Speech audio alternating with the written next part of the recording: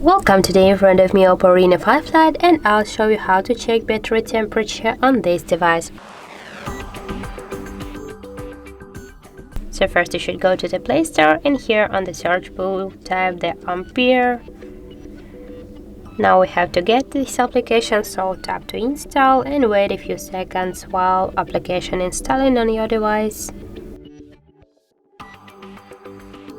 Now just tap to open.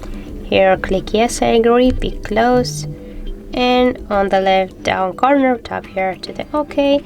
And as can you see right now, you can see the temperature of your battery, that's 35.9 degrees.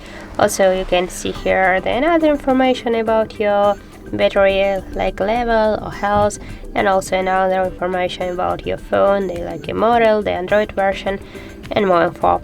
So that's how it looks. If you found this video helpful, leave a like, comment and subscribe our channel.